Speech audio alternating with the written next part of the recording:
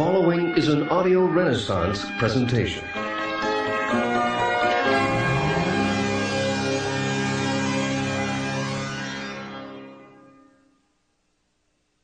Hello, I'm Bill Hartley, President of Audio Renaissance. I'm very pleased to introduce you to this special two-cassette edition of Napoleon Hill's classic, Think and Grow Rich, co-produced by Audio Renaissance Tapes and Cassette Productions Unlimited. This unique presentation of Think and Grow Rich combines excerpts from the book read by Joe Slattery with personal anecdotes told by the author himself, Napoleon Hill.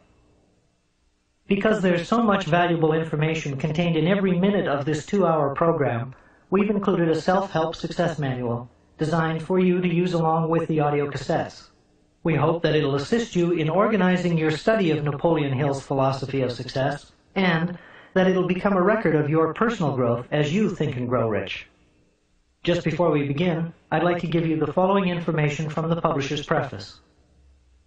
Think and Grow Rich by Napoleon Hill, published by Fawcett Crest, New York, copyright 1937 by Napoleon Hill.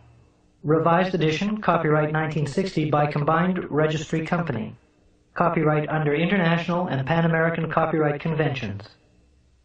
All rights reserved and transferred January 1963 to Napoleon Hill Foundation, Charleston, South Carolina. And now, here's Joe Slattery with Napoleon Hill and our special presentation of Think and Grow Rich.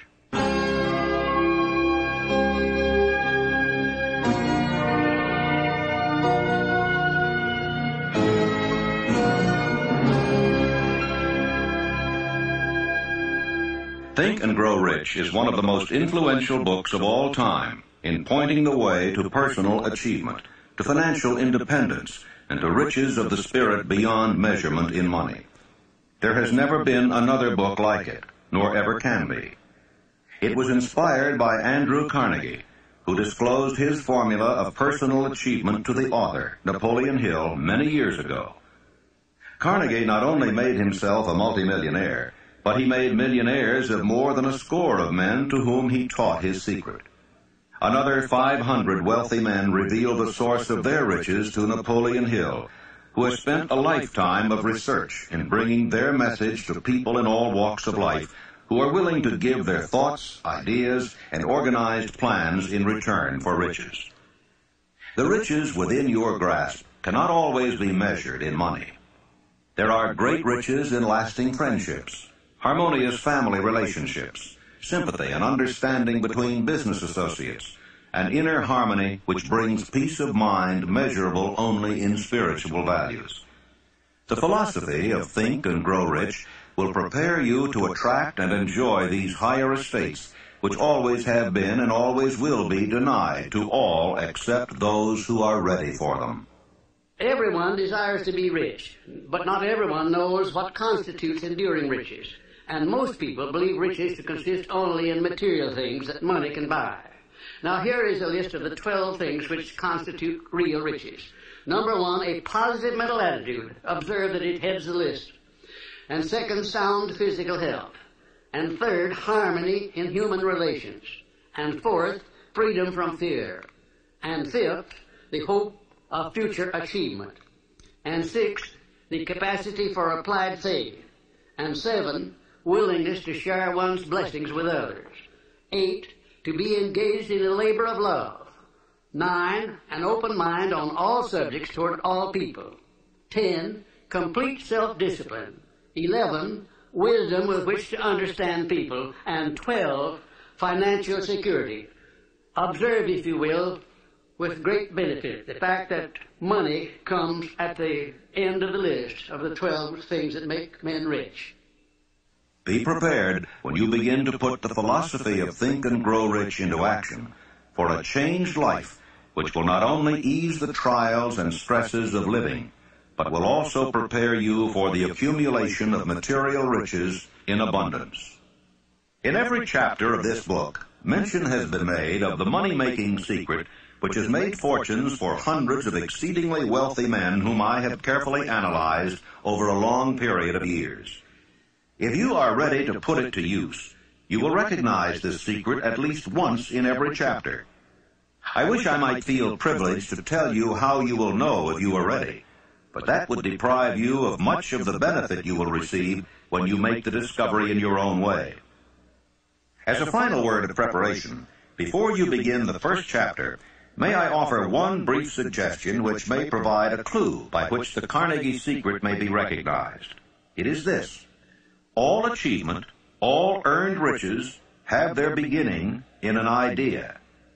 If you are ready for the secret, you already possess one half of it. Therefore, you will readily recognize the other half the moment it reaches your mind. When you begin to think and grow rich, you will observe that riches begin with a state of mind, with definiteness of purpose, with little or no hard work. You and every other person ought to be interested in knowing how to acquire that state of mind which will attract riches. I spent 25 years in research because I too wanted to know how wealthy men became that way. My brother and I had matriculated at Georgetown University Law School intending to become lawyers.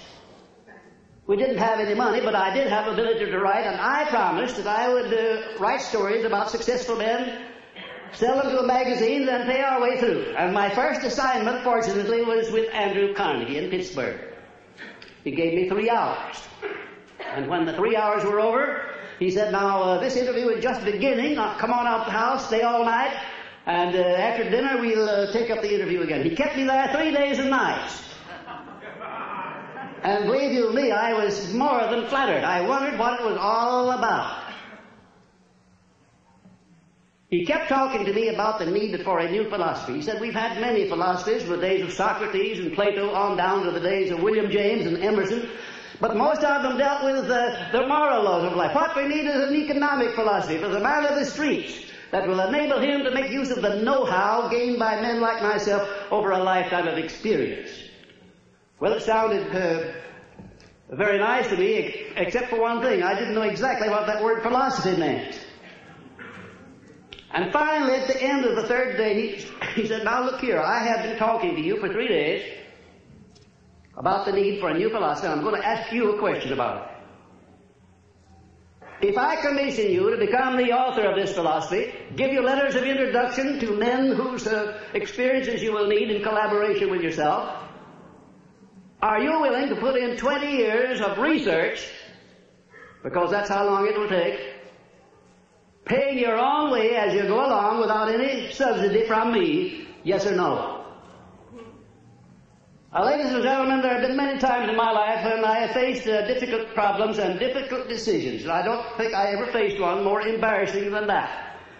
Because when Mr. Carnegie put that proposition to me, my hand was down in my pocket, and I was fiddling with the money that I had there just about enough to get back to Washington, and if I had to stay at a hotel instead of Mr. Carnegie's house, I wouldn't have had that much. I didn't even know the meaning of the word philosophy, and here the richest man in the world wanted me to go to work for him for 20 years without pay. Wasn't that a situation for you? I started to tell Mr. Carnegie, I started to do just exactly what you or the most of us people would have done under the same circumstances. And what do you think that was?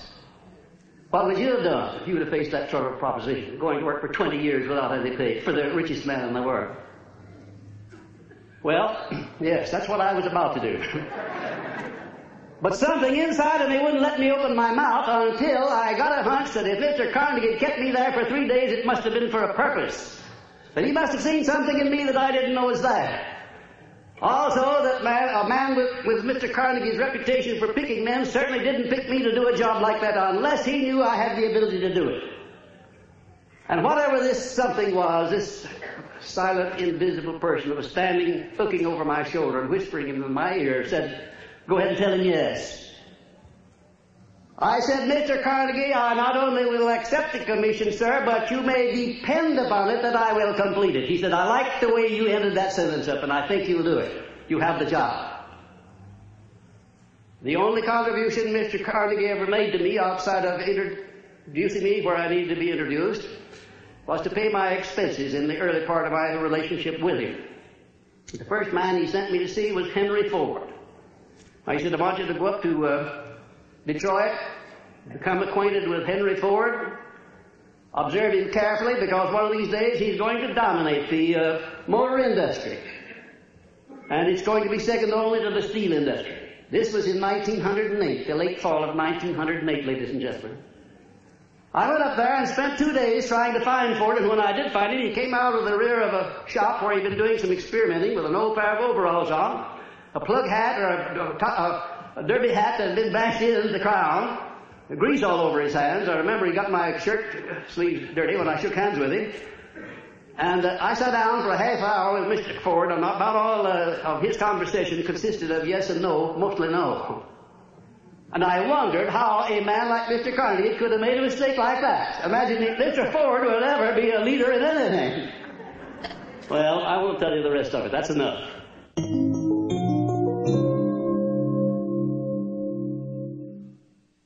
Desire. The starting point of all achievement. The first step toward riches. A long while ago, a great warrior faced a situation which made it necessary for him to make a decision which ensured his success on the battlefield. He was about to send his armies against a powerful foe, whose men outnumbered his own. He loaded his soldiers into boats, sailed to the enemy's country, unloaded soldiers and equipment, then gave the order to burn the ships that had carried them. Addressing his men before the first battle, he said, "You see the boats going up in smoke. That means that we cannot leave these shores alive unless we win. We now have no choice. We win or we perish." They won. Every person who wins in an undertaking must be willing to burn his ships and cut all sources of retreat. Only by so doing can one be sure of maintaining that state of mind known as a burning desire to win, essential to success. Every human being who reaches the age of understanding of the purpose of money wishes for it. Wishing will not bring riches, but desiring riches with a state of mind that becomes an obsession, then planning definite ways and means to acquire riches, and backing those plans with persistence which does not recognize failure, will bring riches. 6 ways to turn desires into gold. The method by which desire for riches can be transmuted into its financial equivalent consists of 6 definite practical steps. That is, first, fix in your mind the exact amount of money you desire. It is not sufficient merely to say, "I want plenty of money." Be definite as to the amount. There is a psychological reason for definiteness, which will be described in a subsequent chapter. Second, determine exactly what you intend to give in return for the money you desire. There is no such reality as something for nothing. Third, establish a definite date when you intend to possess the money you desire. Fourth, create a definite plan for carrying out your desire, and begin at once, whether you are ready or not, to put this plan into action. Fifth, write out a clear, concise statement of the amount of money you intend to acquire, name the time limit for its acquisition, state what you intend to give in return for the money, and describe clearly the plan through which you intend to accumulate it. Sixth, read your written statement aloud twice daily, once just before retiring at night and once after arising in the morning. As you read, see and feel and believe yourself already in possession of the money. It is important that you follow the instructions described in these 6 steps. It is especially important that you observe and follow the instructions in the 6th paragraph. You may complain that it's impossible for you to see yourself in possession of money before you actually have it.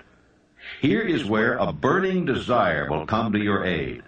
If you truly desire money so keenly that your desire is an obsession, you will have no difficulty in convincing yourself that you will acquire it.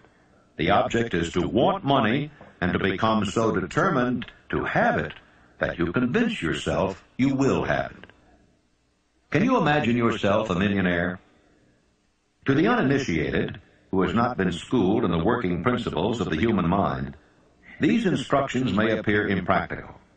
It may be helpful to all who fail to recognize the soundness of the 6 steps to know that the information they convey was received from Andrew Carnegie, who began as an ordinary laborer in the steel mills, but managed, despite his humble beginning, to make these principles yield him a fortune of considerably more than $100 million. It may be a further help to know that the 6 steps here recommended were carefully scrutinized by the late Thomas A. Edison, who placed his stamp of approval upon them as being not only the steps essential for the accumulation of money, but for the attainment of any goal. The steps call for no hard labor. They call for no sacrifice. They do not require one to become ridiculous or credulous.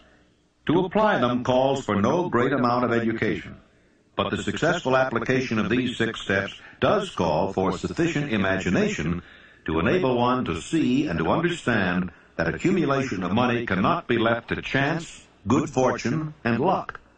One must realize that all who have accumulated great fortunes first did a certain amount of dreaming, hoping, wishing, desiring, and planning before they acquired money. You may as well know right here that you can never have riches in great quantity unless you can work yourself into a white heat of desire for money and actually believe you will possess it. If the thing you wish to do is right and you believe in it, go ahead and do it.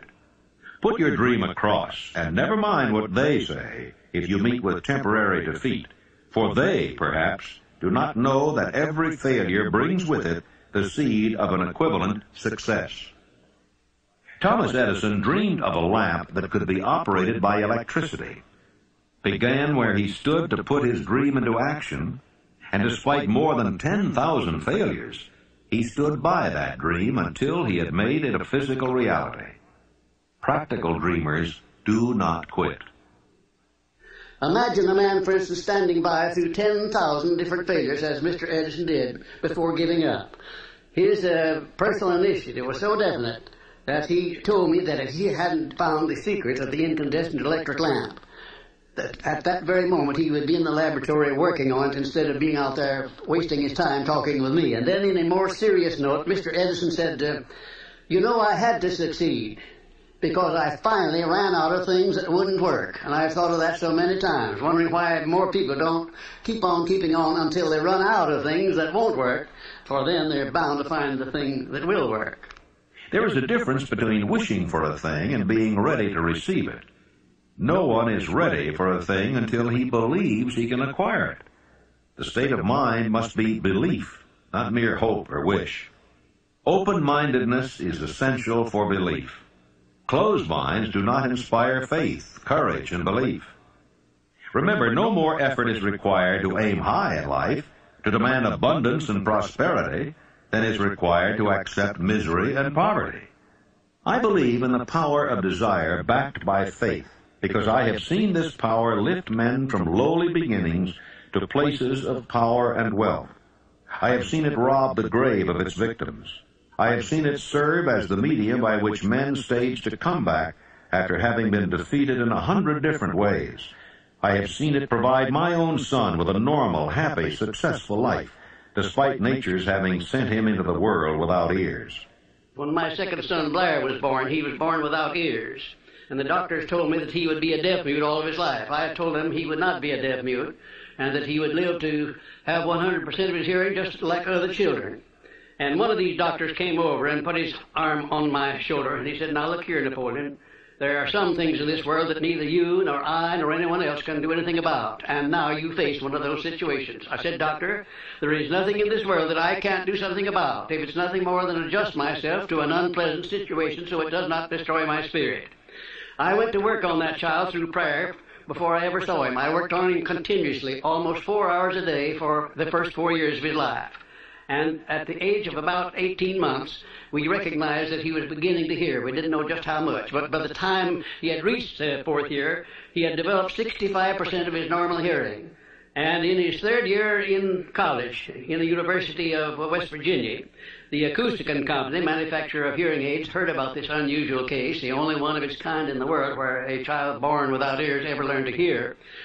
Came down to the University of West Virginia and made him a special hearing aid that gave him the other 35% of his hearing, and Blair today has 100% of his hearing just exactly like I said he would. almost one of the modern miracles of medical science that this thing happened. And the doctors today don't know exactly how it did happen. I'm not so sure that I did, but I know what I was doing to help bring it about.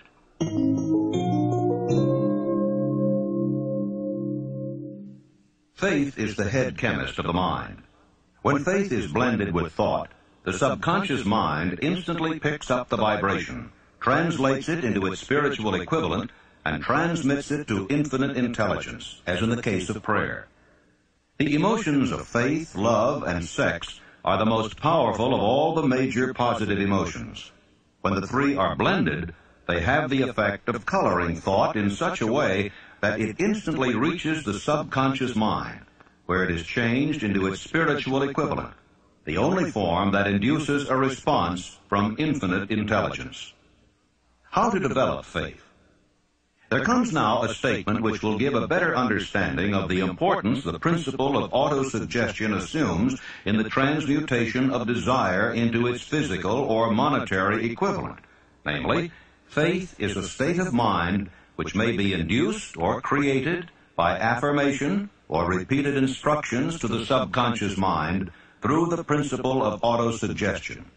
Repetition of affirmation of orders to your subconscious mind is the only known method of voluntary development of the emotion of faith. No one is doomed to bad luck. There are millions of people who believe themselves doomed to poverty and failure because of some strange force over which they believe they have no control. They are the creators of their own misfortunes because of this negative belief, which is picked up by the subconscious mind and translated into its physical equivalent. In language which any normal human being can understand, we will describe all that is known about the principle through which faith may be developed where it does not already exist. Have faith in yourself, faith in the infinite. Before we begin, you should be reminded again that faith is the eternal elixir which gives life, power, and action to the impulse of thought. The foregoing sentence is worth reading a second time, and a third, and a fourth. It is worth reading aloud. Faith is the starting point of all accumulation of riches. Faith is the basis of all miracles and all mysteries which cannot be analyzed by the rules of science. Faith is the only known antidote for failure. Faith is the element, the chemical, which, when mixed with prayer, gives one direct communication with infinite intelligence. Faith is the element which transforms the ordinary vibration of thought created by the finite mind of man into the spiritual equivalent. Faith is the only agency through which the cosmic force of infinite intelligence can be harnessed and used by man. Thoughts which are mixed with any of the feelings of emotions constitute a magnetic force which attracts other similar or related thoughts. Now let us go back to the starting point and become informed as to how the original seed of an idea, plan, or purpose may be planted in the mind. The information is easily conveyed. Any idea, plan, or purpose may be placed in the mind through repetition of thought. This is why you are asked to write out a statement of your major purpose or definite chief aim, commit it to memory, and repeat it in audible words day after day until these vibrations of sound have reached your subconscious mind. Resolve to throw off the influences of any unfortunate environment and to build your own life to order. Taking inventory of mental assets and liabilities, you may discover that your greatest weakness is lack of self-confidence. This handicap can be surmounted and timidity translated into courage through the aid of the principle of autosuggestion. The application of this principle may be made through a simple arrangement of positive thought impulses stated in writing, memorized, and repeated until they become a part of the working equipment of the subconscious faculty of your mind. Self-confidence formula. First, I know that I have the ability to achieve the object of my definite purpose in life. Therefore, I demand of myself persistent, continuous action toward its attainment, and I here and now promise to render such action. Second, I realize the dominating thoughts of my mind will eventually reproduce themselves in outward physical action and gradually transform themselves into physical reality. Therefore, I will concentrate my thoughts for 30 minutes daily upon the task of thinking of the person I intend to become, thereby creating in my mind a clear mental picture. Third, I know through the principle of autosuggestion, any desire that I persistently hold in my mind will eventually seek expression through some practical means of attaining the object back of it. Therefore, I will devote 10 minutes daily to demanding of myself the development of self-confidence. Fourth, I have clearly written down a description of my definite chief aim in life, and I will never stop trying until I shall have developed sufficient self-confidence for its attainment. Fifth, I fully realize that no wealth or position can long endure unless built upon truth and justice. Therefore, I will engage in no transaction which does not benefit all whom it affects. I will succeed by attracting to myself the forces I wish to use and the cooperation of other people. I will induce others to serve me because of my willingness to serve others. I will eliminate hatred, envy, jealousy, selfishness, and cynicism by developing love for all humanity, because I know that a negative attitude toward others can never bring me success. I will cause others to believe in me because I will believe in them and in myself. I will sign my name to this formula, commit it to memory, and repeat it aloud once a day, with full faith that it will gradually influence my thoughts and actions so that I will become a self-reliant and successful person. The disaster of negative thinking. The subconscious mind makes no distinction between constructive and destructive thought impulses. It works with the material we feed it, through our thought impulses. The subconscious mind will translate into reality a thought driven by fear just as readily as it will translate into reality a thought driven by courage or faith. Like the wind which carries one ship east and another west, the law of autosuggestion will lift you up or pull you down, according to the way you set your sails of thought.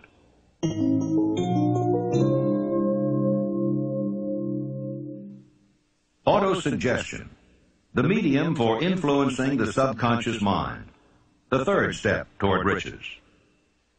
Autosuggestion is a term which applies to all suggestions and all self-administered stimuli which reach one's mind through the five senses. Stated in another way, autosuggestion is self-suggestion. It is the agency of communication between that part of the mind where conscious thought takes place, and that which serves as the seat of action for the subconscious mind. See and feel money in your hands.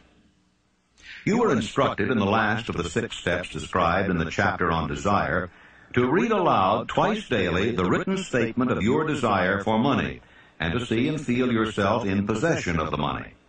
By following these instructions, you communicate the object of your desire directly to your subconscious mind in a spirit of absolute faith. Through repetition of this procedure, you voluntarily create thought habits which are favorable to your efforts to transmute desire into its monetary equivalent. Remember, therefore, when reading aloud the statement of your desire, through which you are endeavoring to develop a money consciousness, that the mere reading of the words is of no consequence unless you mix emotion or feeling with your words. Your subconscious mind recognizes and acts only upon thoughts which have been well mixed with emotion or feeling. Plain, unemotional words do not influence the subconscious mind. You will get no appreciable results until you learn to reach your subconscious mind with thoughts or spoken words which have been well emotionalized with belief.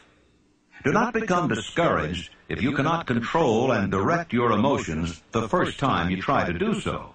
Remember, there is no such possibility as something for nothing. You cannot cheat, even if you desire to do so. The price of ability to influence your subconscious mind is everlasting persistence in applying the principles described here. You cannot develop the desired ability for a lower price. You and you alone must decide whether or not the reward for which you are striving, the money consciousness, is worth the price you must pay for it in effort. Your ability to use the principle of autosuggestion will depend very largely upon your capacity to concentrate upon a given desire until that desire becomes a burning obsession.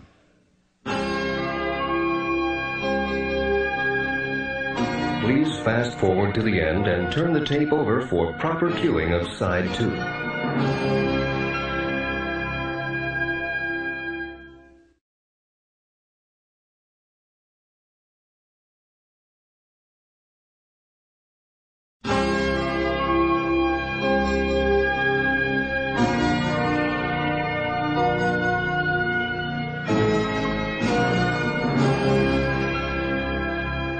6 steps to stimulate your subconscious mind.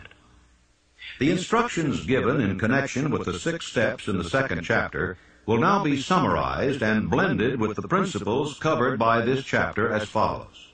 First, go into some quiet spot, preferably in bed at night, where you will not be disturbed or interrupted. Close your eyes and repeat aloud, so you may hear your own words, the written statement of the amount of money you intend to accumulate, the time limit for its accumulation, and a description of the service or merchandise you intend to give in return for the money. As you carry out these instructions, see yourself already in possession of the money. For example, suppose that you intend to accumulate $50,000 by the 1st of January 5 years hence, that you intend to give personal services in return for the money in the capacity of a salesman. Your written statement of your purpose should be similar to the following. By the 1st day of January 19 so-and-so, I will have in my possession $50,000, which will come to me in various amounts from time to time during the interim. In return for this money, I will give the most efficient service of which I am capable, rendering the fullest possible quantity and the best possible quality of service in the capacity of salesman of, and here describe the service or merchandise you intend to sell. I believe that I will have this money in my possession. My faith is so strong that I can now see this money before my eyes. I can touch it with my hands. It is now awaiting transfer to me at the time and in the proportion that I deliver the service I intend to render in return for it. I am awaiting a plan by which to accumulate this money, and I will follow that plan when it is received. Second, repeat this program night and morning until you can see in your imagination the money you intend to accumulate. Third, place a written copy of your statement where you can see it night and morning, and read it just before retiring and upon arising until it has been memorized. Remember, as you carry out these instructions, that you are applying the principle of autosuggestion for the purpose of giving orders to your subconscious mind. Remember also that your subconscious mind will act only upon instructions which are emotionalized and handed over to it with feeling. Faith is the strongest and most productive of the emotions. Follow the instructions given in the chapter on faith. These instructions may at first seem abstract. Do not let this disturb you. Follow the instructions, no matter how abstract or impractical they may at first appear to be. The time will soon come, if you do as you've been instructed, in spirit as well as in act, when a whole new universe of power will unfold to you.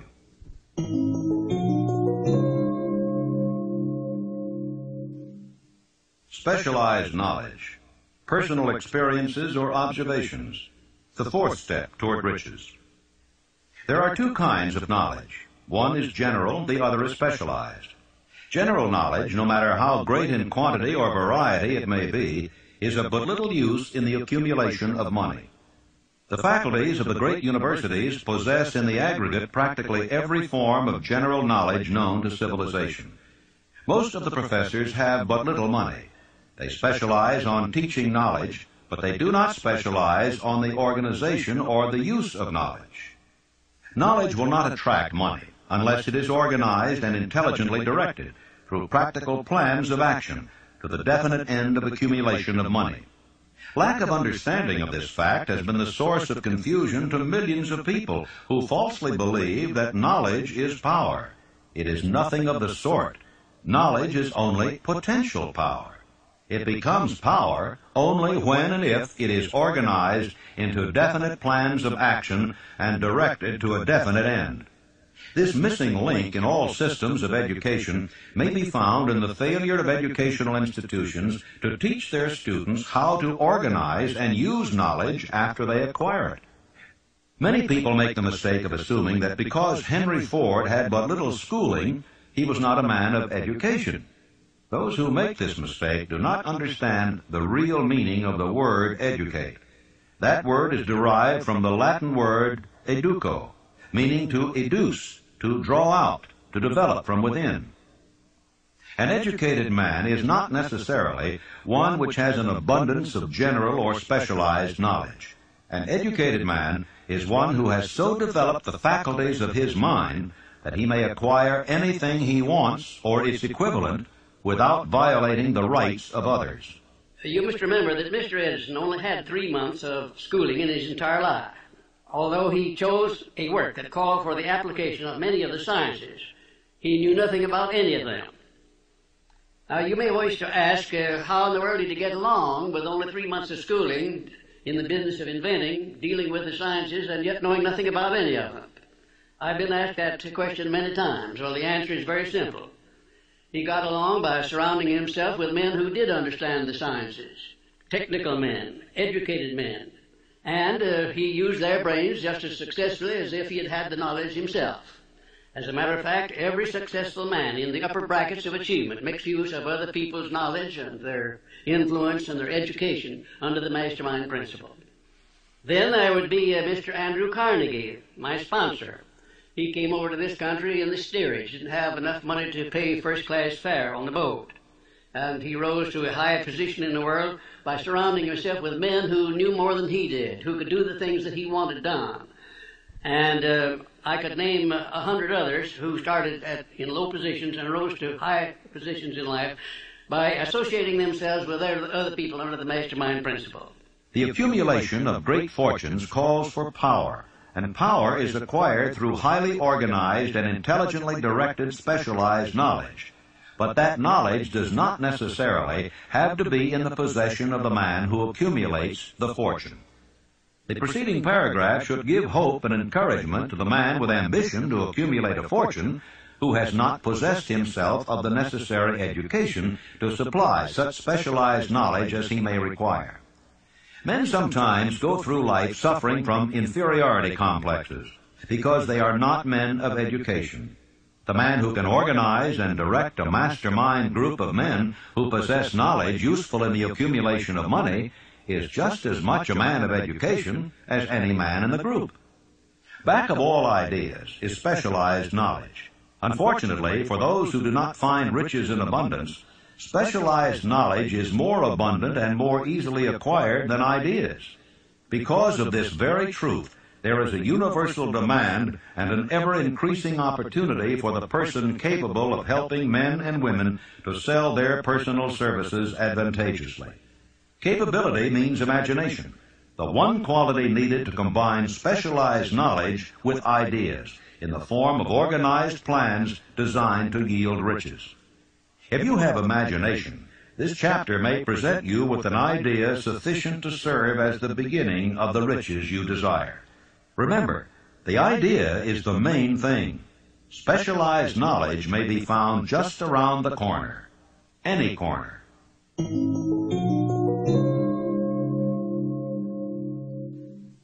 Imagination. The workshop of the mind. The fifth step toward riches. The imagination is literally the workshop wherein are fashioned all plans created by man. The impulse, the desire, is given shape, form, and action through the aid of the imaginative faculty of the mind. Two forms of imagination. The imaginative faculty functions in two forms. One is known as synthetic imagination, and the other as creative imagination. Synthetic imagination. Through this faculty, one may arrange old concepts, ideas, or plans into new combinations. This faculty creates nothing. It merely works with the material of experience, education, and observation with which it is fed. It is the faculty used most by the inventor, with the exception of the genius who draws upon the creative imagination when he cannot solve his problem through synthetic imagination. Creative imagination. Through the faculty of creative imagination, the finite mind of man has direct communication with infinite intelligence. It is the faculty through which hunches and inspirations are received. It is by this faculty that all basic or new ideas are handed over to man. It is through this faculty that one individual may tune in or communicate with the subconscious minds of other men. Center your attention for the time being on the development of the synthetic imagination, because this is the faculty which you will use more often in the process of converting desire into money. Transformation of the intangible impulse of desire into the tangible reality of money calls for the use of a plan or plans. These plans must be formed with the aid of the imagination, and mainly with the synthetic faculty. The laws that lead to fortune. The earth on which you live, you yourself, and every other material thing, are the result of evolutionary change through which microscopic bits of matter have been organized and arranged in an orderly fashion. Moreover, and this statement is of stupendous importance, this earth, every one of the billions of individual cells of your body and every atom of matter began as an intangible form of energy. Desire is thought impulse. Thought impulses are forms of energy. When you begin with a thought impulse, desire to accumulate money, you are drafting into your service the same stuff that nature used in creating this earth and every material form in the universe, including the body and brain in which the thought impulses function. If you are one of those who believe that hard work and honesty alone will bring riches, perish the thought. It is not true. Riches, when they come in huge quantities, are never the result of hard work alone.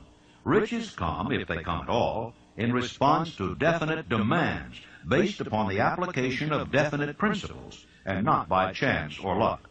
Generally speaking, an idea is an impulse of thought that impels action by an appeal to the imagination. All master salesmen know that ideas can be sold where merchandise cannot. Ordinary salesmen do not know this. That is why they are ordinary. There was Clarence Saunders, one of my outstanding students of Memphis, Tennessee. Clarence worked in a grocery store, delivering groceries, more or less.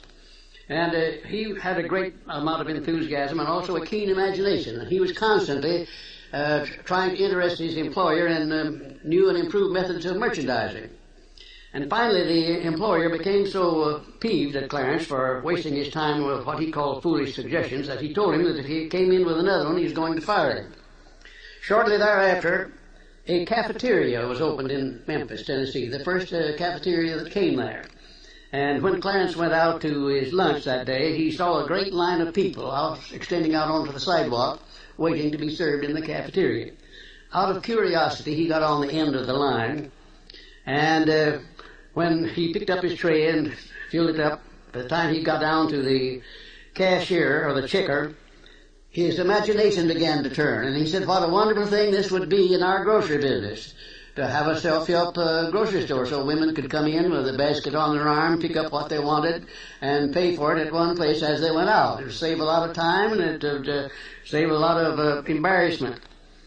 Well, Clarence could hardly wait until he got back to the store, and he rushed in and he said, well, boss, I have a multi-million-dollar idea, and the boss said, now, Clarence, you're fired. Clarence said, oh, no, I'm not. I resigned before I started to talk. Later on, I talked to the man who was Clarence's boss, and he said as near as he could figure, every word that he used in trying to fire Clarence had cost him $1 million. Because Clarence took his idea of self-help grocery stores to a firm who financed it under the name of Piggly Wiggly Stores, and he made $4 million during the first 4 years. An astounding illustration of what a man can do with an idea backed by the proper amount of enthusiasm.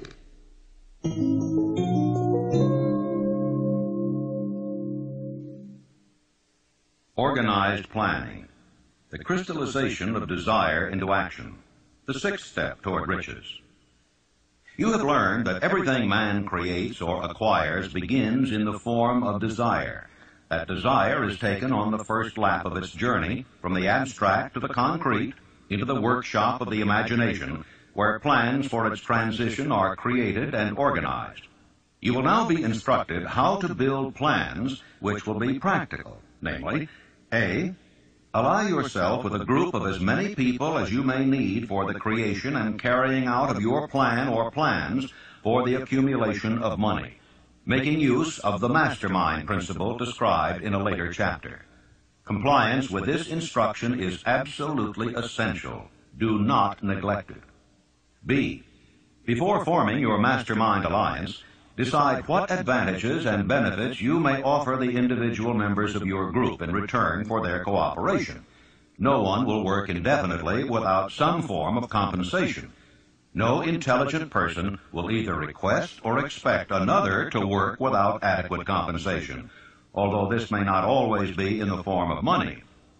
C, arrange to meet with the members of your mastermind group at least twice a week, and more often if possible, until you have jointly perfected the necessary plan or plans for the accumulation of money.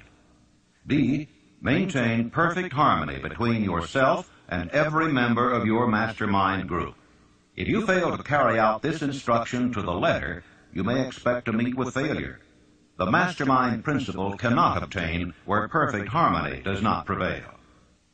Keep in mind these facts. First, you are engaged in an undertaking of major importance to you. To be sure of success, you must have plans which are faultless. Second, you must have the advantage of the experience, education, native ability, and imagination of other minds. This is in harmony with the methods followed by every person who has accumulated a great fortune. The most intelligent man living cannot succeed in accumulating money, nor in any other undertaking, without plans which are practical and workable. Just keep this fact in mind, and remember when your plans fail, that temporary defeat is not permanent failure. It may only mean that your plans have not been sound. Build other plans. Start all over again. No follower of this philosophy can reasonably expect to accumulate a fortune without experiencing temporary defeat. When defeat comes, accept it as a signal that your plans are not sound. Rebuild those plans and set sail once more toward your coveted goal. If you give up before your goal has been reached, you are a quitter. A quitter never wins, and a winner never quits. Lift this sentence out. Write it on a piece of paper in letters an inch high, and place it where you will see it every night before you go to sleep, and every morning before you go to work. Take my son Blair, for instance, who was born without any sign of ears. As a result of that adversity, he was trained to believe that it was not an adversity, that it was a blessing, because it would cause people to recognize his condition and they'd go out of their way to be kind to him, and that's exactly the way it turned out. I have often said that my son Blair has made it possible to get through life with less resistance than his other two brothers who have all of their faculties. Adversity. I think I can tell you, had it not been for the many adversities which I experienced in the early part of my work with Andrew Carnegie, I never would have completed the science of personal achievement. I had adversity after adversity, but I learned to transmute those adversities into something constructive and to come up with something that would take the place of an adversity. Every time I failed, I said, well, this is just another opportunity that I have to prove that my philosophy can take care of the situation of failure. I learned to transmute all failures into successes. I also learned the difference between temporary defeat and failure. Most people accept defeat as permanent failure. Defeat is never failure. No circumstance is ever failure until it is accepted by the individual as such. And that's one of the greatest things that I learned about this principle of profiting by adversity. When you begin to select members for your mastermind group, endeavor to select those who do not take defeat seriously. Some people foolishly believe that only money can make money. This is not true. Desire, transmuted into its monetary equivalent through the principles laid down here, is the agency through which money is made. Money of itself is nothing but inert matter. It cannot move, think, or talk, but it can hear when a man who desires it calls it to come. Planning the sale of personal services. Intelligent planning is essential for success in any undertaking designed to accumulate riches. Here will be found detailed instructions to those who must begin the accumulation of riches by selling personal services. It should be encouraging to know that practically all the great fortunes began in the form of compensation for personal services, or from the sale of ideas. What else except ideas and personal services would one not possessed of property have to give in return for riches? The major attributes of leadership. The following are important factors of leadership. 1. Unwavering courage based upon knowledge of self and of one's occupation. No follower wishes to be dominated by a leader who lacks self-confidence and courage. No intelligent follower will be dominated by such a leader very long. 2. Self-control. The man who cannot control himself can never control others. Self-control sets a mighty example for one's followers, which the more intelligent will emulate. 3. A keen sense of justice. Without a sense of fairness and justice, no leader can command and retain the respect of his followers. 4. Definiteness of decision. The man who wavers in his decisions shows that he is not sure of himself, cannot lead others successfully. 5. Definiteness of plans. The successful leader must plan his work and work his plan. A leader who moves by guesswork without practical, definite plans is comparable to a ship without a rudder. Sooner or later he will land on the rocks. 6. The habit of doing more than paid for. One of the penalties of leadership is the necessity of willingness upon the part of the leader to do more than he requires of his followers. 7. A pleasing personality.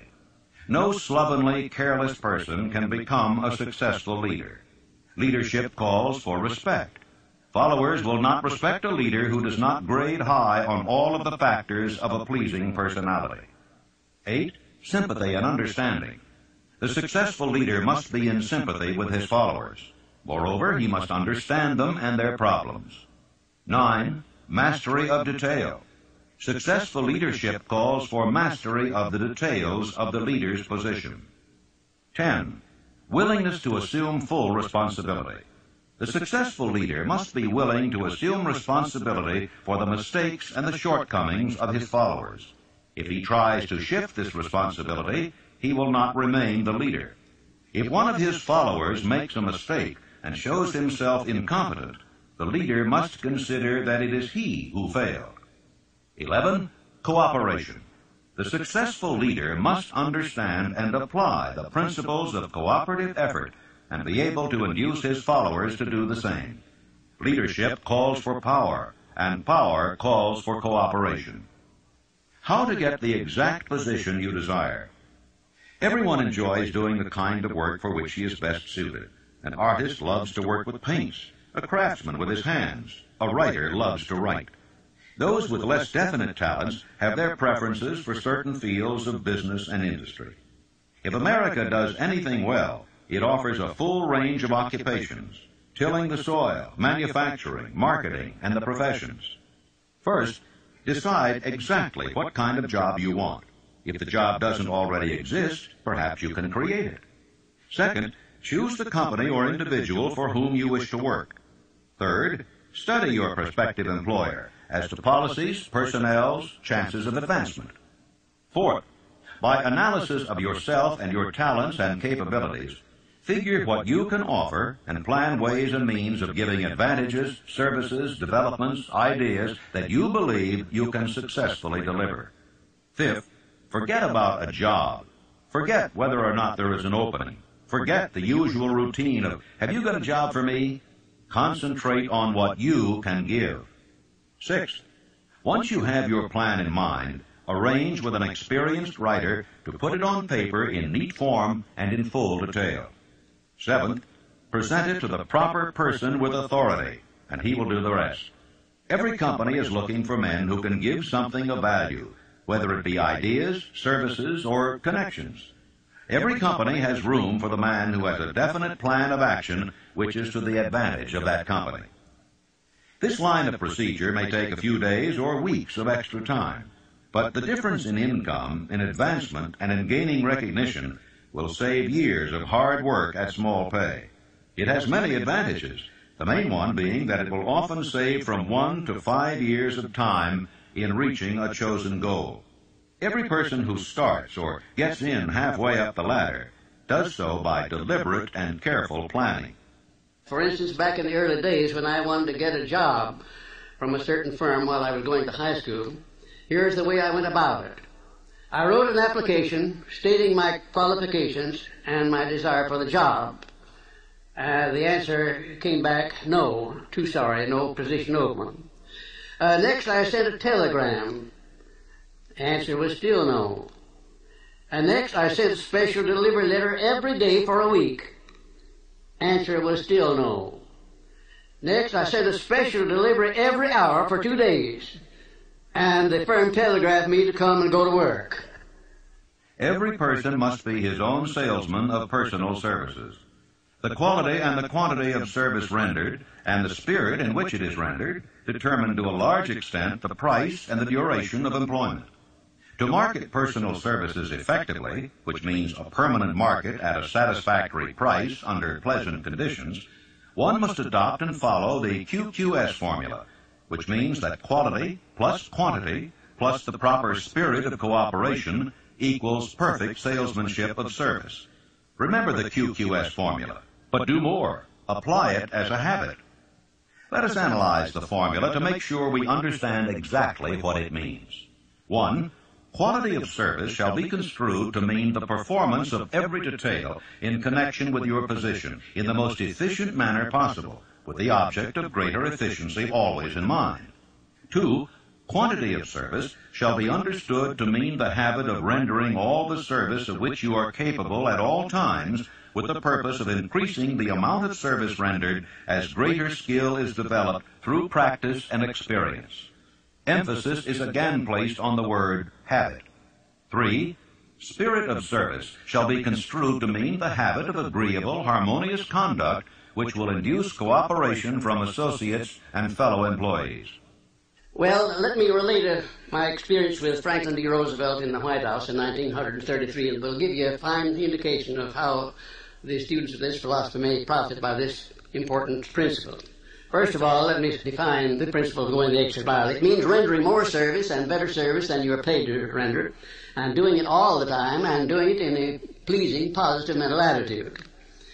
When I went to work for the President in 1933, nothing was said at the beginning about how much I was to receive or who was to pay it. And I had been there about 3 months when one day Franklin D. Roosevelt asked me who was paying my salary and how much I was getting. And I said, well, Mr. President, that's something I would like to know myself. I haven't heard anything about it. And we talked on for a little while, and I said, well, now, Mr. President, you know, I have been serving you ever since you were Assistant Secretary of the Navy, and particularly while you were Governor of New York. And you will recall, of course, that up to this time I have never rendered you a bill or asked you to pay me $1 for my services, and I'm not going to start now. But if you insist upon it, suppose you put me on the payroll at $1 a year. And that's exactly what he did. Well, I took my typewriter down to the White House, and when I wasn't actually serving the President or some member of his staff or cabinet, I started writing books. I wrote 6 books that first year, among them Think and Grow Rich, the book that has made me popular all over the world, you might say. I had no intention of publishing that book when I was writing it. I was writing it to myself to keep my mind positive in those days of chaos. Well, some 3 years after I left the service of the President, I got out these manuscripts and read them, and I made up my mind that the only one worth publishing was Think and Grow Rich. And when I took it to my publisher, he said, well, what is in this book that leads you to believe it would sell? I said, you will have to read it to find out. He took it home with him and read it. He had his whole staff read it paragraph by paragraph, and then they took a vote on it, and they voted unanimously that it was the best manuscript that ever came to that publishing house. They printed it, put it to work, and it's been selling as a bestseller all over the world up to this time. It has grossed over $18 million, and probably will gross many more millions of dollars while I'm still alive. It's been translated into many languages. It was endorsed by Mahatma Gandhi and distributed widely throughout India. It went from there to Brazil, where it was translated into the Portuguese language and is widely distributed throughout Latin America. And I think if you'll stop and consider the wages that I asked, the wages that I received of $1 a year, and the service that I gave for that, you'll recognize what can be accomplished by going the extra mile. Now, let me give you some of the benefits that comes from going the extra mile. Well, it places the law of increasing returns squarely back of one. It brings one to the favorable attention of those who can and do provide opportunities for self-promotion. It tends to permit one to become indispensable in many different human relationships, and therefore enables one to command more than average compensation. It leads to a mental growth and physical perfection in various forms of service, thereby developing greater ability and skill in one's chosen vocation. It protects one against the loss of employment and places one in a position to choose his own job and working conditions. It enables one to profit by the law of contrast, because the majority of people do not practice the habit of going the extra mile. As a matter of fact, the majority of people don't even go the first mile. And it leads to the development of a positive, pleasing personal attitude, which is among the more important traits of a pleasing personality. And it tends to develop a keen, alert imagination, as it is a habit which keeps one continuously seeking new and more efficient ways of rendering service. It definitely serves to develop self-reliance. It serves also to build the confidence of others in one's integrity. And it is the only logical reason to justify one in asking for a promotion or for more wages, because if a man is not doing any more than he's paid for, then obviously he has no right to ask for more pay.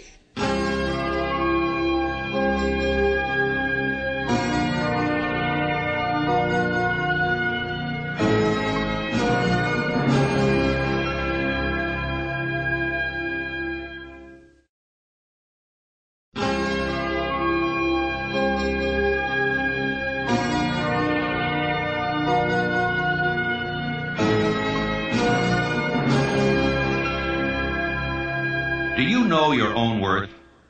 The oldest of admonitions is, man, know thyself. If you market merchandise successfully, you must know the merchandise. The same is true in marketing personal services. You should know all of your weaknesses in order that you may either bridge them or eliminate them entirely. You should know your strength in order that you may call attention to it when selling your services. You can know yourself only through accurate analysis. Take inventory of yourself.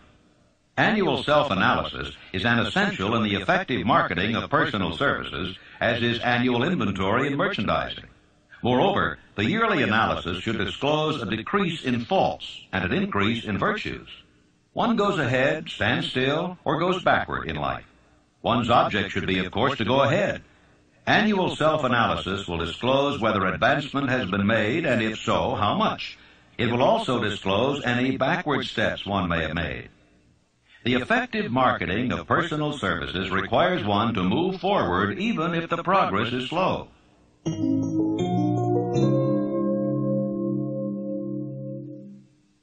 Decision. The mastery of procrastination. The seventh step toward riches. Analysis of over 25,000 men and women who had experienced failure disclosed the fact that lack of decision was near the head of the list of the 31 major causes of failure.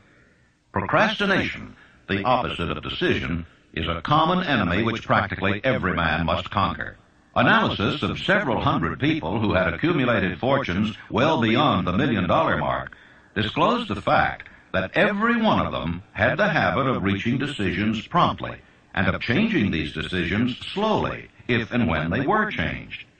People who fail to accumulate money, without exception, have the habit of reaching decisions, if at all, very slowly, and of changing these decisions quickly and often. Tips on making your own decisions. The majority of people who fail to accumulate money sufficient for their needs are generally easily influenced by the opinions of others. They permit the newspapers and the gossiping neighbors to do their thinking for them. Opinions are the cheapest commodities on earth. Everyone has a flock of opinions ready to be wished upon anyone who will accept them. Close friends and relatives, while not meaning to do so, often handicap one through opinions, and sometimes through ridicule, which is meant to be humorous. Thousands of men and women carry inferiority complexes with them all through life, because some well-meaning but ignorant person destroyed their confidence through opinions or ridicule. You have a brain and a mind of your own. Use it and reach your own decisions.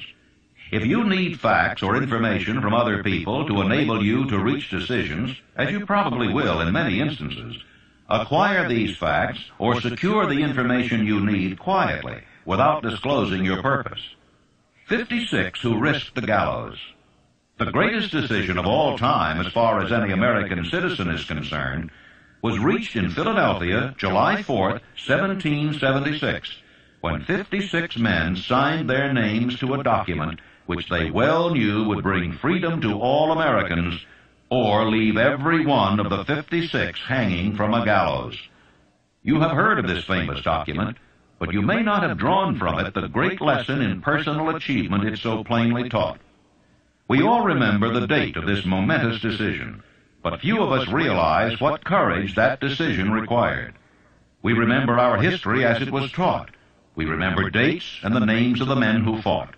We remember Valley Forge and Yorktown. We remember George Washington and Lord Cornwallis. But we know little of the real forces back of these names, dates, and places. We know still less of that intangible power which ensured us freedom long before Washington's armies reached Yorktown. It is nothing short of tragedy that the writers of history have missed entirely even the slightest reference to the irresistible power which gave birth and freedom to the nation destined to set up new standards of independence for all the peoples of the earth. I say it as a tragedy because it is the selfsame power which must be used by every individual who surmounts the difficulties of life and forces life to pay the price asked. Analyze the events which led to the Declaration of Independence, and be convinced that this nation, which now holds a position of commanding respect and power among all nations of the world, was born of a decision created by a mastermind consisting of 56 men. Note well the fact that it was their decision which ensured the success of Washington's armies, because the spirit of that decision was in the heart of every soldier who fought with him, and served as a spiritual power which recognizes no such thing as failure. Note also, with great personal benefit, that the power which gave this nation its freedom is the self-same power that must be used by every individual who becomes self-determining. This power is made up of the principles described in this book. It will not be difficult to detect in the story of the Declaration of Independence at least 6 of these principles: desire, decision, faith, persistence, the mastermind, and organized planning. Know what you want, and you'll generally get it. Throughout this philosophy will be found the suggestion that thought backed by strong desire has a tendency to transmute itself into its physical equivalent. In your search for the secret of the method, do not look for a miracle, because you will not find it. You will find only the eternal laws of nature. These laws are available to every person who has the faith and the courage to use them. They may be used to bring freedom to a nation, or to accumulate riches. Definiteness of decision always requires courage, sometimes very great courage. The 56 men who signed the Declaration of Independence staked their lives on the decision to affix their signatures to that document. The person who reaches a definite decision to procure the particular job and make life pay the price he asks does not stake his life on that decision. He stakes his economic freedom. Financial independence, riches, desirable business, and professional positions are not within reach of the person who neglects or refuses to expect, plan, and demand these things. The person who desires riches in the same spirit that Samuel Adams desired freedom for the colonies is sure to accumulate wealth.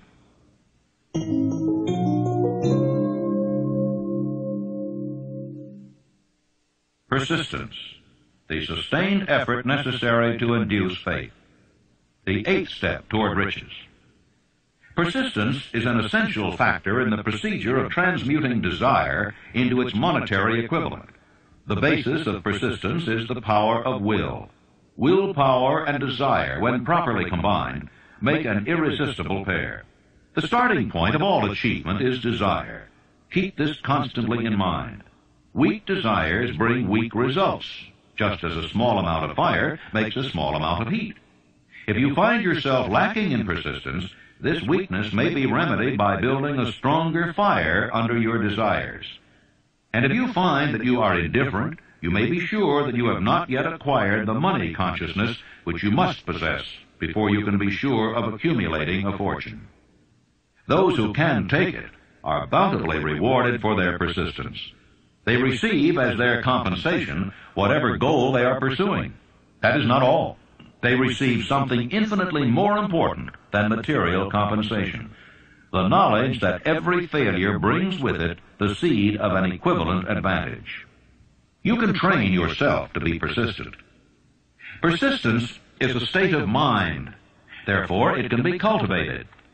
Like all states of mind, persistence is based upon definite causes. Among them, these. A. Definiteness of purpose. Knowing what one wants is the first and perhaps the most important step toward the development of persistence. A strong motive forces one to surmount many difficulties. B. Desire. It is comparatively easy to acquire and to maintain persistence in pursuing the object of intense desire. C. Self-reliance. Belief in one's ability to carry out a plan encourages one to follow the plan through with persistence. Self-reliance can be developed through the principle described in the chapter on autosuggestion. D. Definiteness of plans. Organized plans, even though they may be weak and entirely impractical, encourage persistence. E. Accurate knowledge. Knowing that one's plans are sound, based upon experience or observation, encourages persistence. Guessing instead of knowing destroys persistence. F. Cooperation. Sympathy, understanding, and harmonious cooperation with others tend to develop persistence. G. Willpower. The habit of concentrating one's thoughts upon the building of plans for the attainment of a definite purpose leads to persistence. H. Habit. Persistence is the direct result of habit. The mind absorbs and becomes a part of the daily experiences upon which it feeds. Fear, the worst of all enemies, can be effectively cured by forced repetition of acts of courage. Everyone who has seen active service in war knows this. Take your own persistence inventory. Before leaving the subject of persistence, take inventory of yourself and determine in what particular, if any, you are lacking in this essential quality. Measure yourself courageously, point by point, and see how many of the 8 factors of persistence you lack. The analysis may lead to discoveries that will give you a new grip on yourself. If you fear criticism, let us examine some of the symptoms of the fear of criticism. The majority of people permit relatives, friends, and the public at large to so influence them that they cannot live their own lives because they fear criticism. Huge numbers of people make mistakes in marriage, stand by the bargain, and go through life miserable and unhappy because they fear criticism, which may follow if they correct the mistake. Anyone who has submitted to this form of fear knows the irreparable damage it does by destroying one's ambition and the desire to achieve. Millions of people neglect to acquire belated educations after having left school because they fear criticism. Countless numbers of men and women, both young and old, permit relatives to wreck their lives in the name of duty because they fear criticism. Duty does not require any person to submit to the destruction of his personal ambitions and the right to live his own life in his own way. People refuse to take chances in business because they fear the criticism which may follow if they fail. The fear of criticism in such cases is stronger than the desire for success. How to develop persistence? There are 4 simple steps which lead to the habit of persistence. They call for no great amount of intelligence, no particular amount of education, and but little time or effort. The necessary steps are: 1. A definite purpose backed by burning desire for its fulfillment. 2. A definite plan expressed in continuous action. 3. A mind closed tightly against all negative and discouraging influences, including negative suggestions of relatives, friends, and acquaintances. 4. a friendly alliance with one or more persons who will encourage one to follow through with both plan and purpose. These 4 steps are essential for success in all walks of life. The entire purpose of the 13 principles of this philosophy is to enable one to take these 4 steps as a matter of habit. These are the steps by which one may control one's economic destiny. They are the steps that lead to freedom and independence of thought. They are the steps that lead to riches in small or great quantities. They lead the way to power, fame, and worldly recognition. They are the 4 steps which guarantee favorable breaks. They are the steps that convert dreams into physical realities. They lead also to the mastery of fear, discouragement, and indifference. There is a magnificent reward for all who learn to take these 4 steps. It is the privilege of writing one's own ticket and of making life yield whatever price is asked. How to master difficulties. What mystical power gives to men of persistence the capacity to master difficulties? Does the quality of persistence set up in one's mind some form of spiritual, mental, or chemical activity which gives one access to supernatural forces? Does infinite intelligence throw itself on the side of the person who still fights on after the battle has been lost, with the whole world on the opposing side? You may be interested in knowing that I had the help of some 500 of the most successful men in America to help me create the science of personal achievement.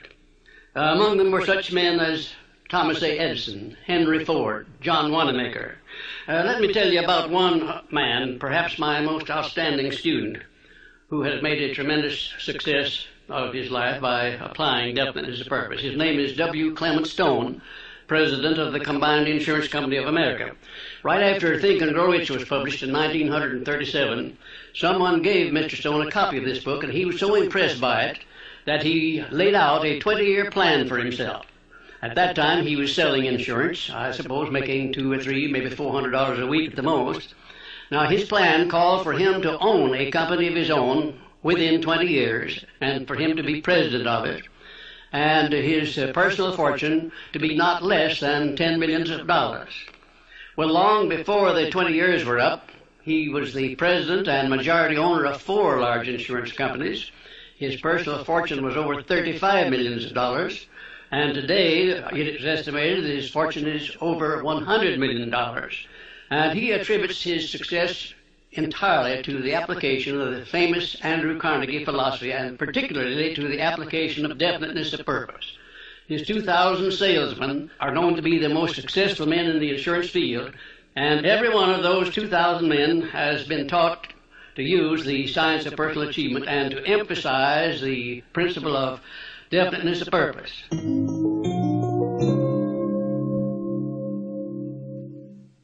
Power of the mastermind. The driving force. The 9th step toward riches. Power is essential for success in the accumulation of money. Plans are inert and useless without sufficient power to translate them into action. This chapter will describe the method by which an individual may attain and apply power. Power may be defined as organized and intelligently directed knowledge. Power, as the term is here used, refers to organized effort, sufficient to enable an individual to transmute desire into its monetary equivalent. Organized effort is produced through the coordination of effort of 2 or more people who work toward a definite end in a spirit of harmony. Power is required for the accumulation of money. Power is necessary for the retention of money after it has been accumulated. Let us ascertain how power may be acquired. If power is organized knowledge, let us examine the sources of knowledge. A. Infinite intelligence. This source of knowledge may be contacted through the procedure described in another chapter with the aid of creative imagination. B. Accumulated experience. The accumulated experience of man, or that portion of it which has been organized and recorded, may be found in any well-equipped public library. An important part of this accumulated experience is taught in public schools and colleges, where it has been classified and organized. C. Experiment and research. In the field of science, and in practically every other walk of life, Men are gathering, classifying, and organizing new facts daily. This is the source to which one must turn when knowledge is not available through accumulated experience. Here, too, the creative imagination must often be used. Knowledge may be required from any of the foregoing sources. It may be converted into power by organizing it into definite plans and by expressing those plans in terms of action. Gaining power through the mastermind. The mastermind may be defined as coordination of knowledge and effort in a spirit of harmony between two or more people for the attainment of a definite purpose. No individual may have great power without availing himself of the mastermind. In a preceding chapter, instructions were given for the creation of plans for the purpose of translating desire into its monetary equivalent. If you carry out these instructions with persistence and intelligence and use discrimination in the selection of your mastermind group, your objective will have been halfway reached even before you begin to recognize it. So you may better understand the intangible potentialities of power available to you through a properly chosen mastermind group. We will here explain the two characteristics of the mastermind principle, one of which is economic in nature and the other psychic. The economic feature is obvious. Economic advantages may be created by any person who surrounds himself with the advice, counsel, and personal cooperation of a group of men who are willing to lend him wholehearted aid in a spirit of perfect harmony. This form of cooperative alliance has been the basis of nearly every great fortune. Your understanding of this great truth may definitely determine your financial status. The psychic phase of the mastermind principle is much more difficult to comprehend. You may catch a significant suggestion from this statement. No two minds ever come together without thereby creating a third, invisible, intangible force which may be likened to a third mind. How to multiply your brain power. Man's brain may be compared to an electric battery. It is a well-known fact that a group of electric batteries will provide more energy than a single battery. It is also a well-known fact that an individual battery will provide energy in proportion to the number and capacity of the cells it contains. The brain functions in a similar fashion. This accounts for the fact that some brains are more efficient than others, and leads to this significant statement. A group of brains, coordinated or connected in a spirit of harmony, will provide more thought energy than a single brain, just as a group of electric batteries will provide more energy than a single battery. Through this metaphor, it becomes immediately obvious that the mastermind principle holds the secret of the power wielded by men who surround themselves with other men of brains.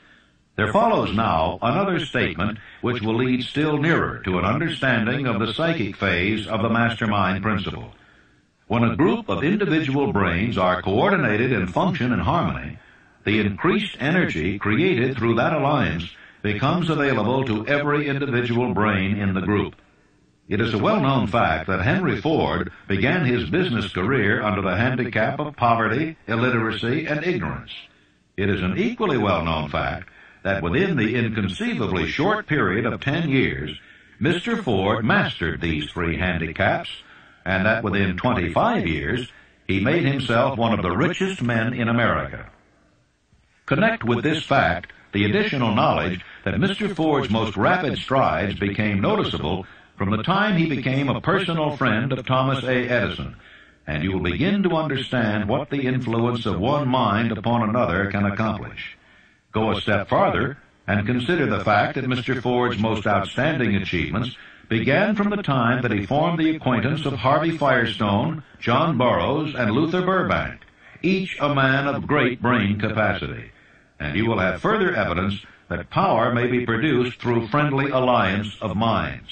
Let me tell you about my experience in helping Franklin D. Roosevelt to create a mastermind which broke the back of the Depression in 1933. Shortly after the President entered the White House, he sent for me to come and go to work for him. We created one of the most outstanding masterminds that this nation has ever known, perhaps. It consisted of both houses of Congress working in harmony with the President, something that never had been done before and never has been done since, probably to the extent that we accomplished it there in 1933. The majority of the newspaper publishers of America, regardless of their political leanings, practically every one of them got behind the president as a result of this mastermind operation which we set up at the White House. And the radio station operators, without any reference whatsoever to their political leanings, they got behind the president and they used the material which I prepared to send out to go over the air. In other words, material that we use to sell the good features of the United States instead of dwelling upon the bad ones. And then the churches of all denominations, I have never seen such a job as they did. The priests and the clergymen of all denominations went into their pulpits and they did a wonderful job of selling the United States of America to the people. Then the leaders of both the major political parties, they crossed party lines. There were no Democrats and no Republicans, no anything else in Congress. They were nothing but Americans helping the President of the United States to bring this country out of chaos. And then most of all, there was a majority of the American people of all political and religious leanings. I have never seen the people of the United States get behind a president so squarely as they did behind FDR in those perilous days of 1933. Now here was a mastermind alliance that served a great purpose at a time of need. And I hope to see the time come when I may contribute my services in building a mastermind alliance that will permanently serve the President of the United States as it did in 1933.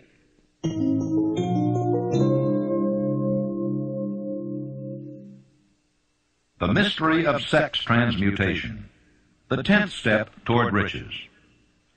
The meaning of the word transmute is, in simple language, the changing or transferring of one element or form of energy into another. The 10 stimuli of the mind.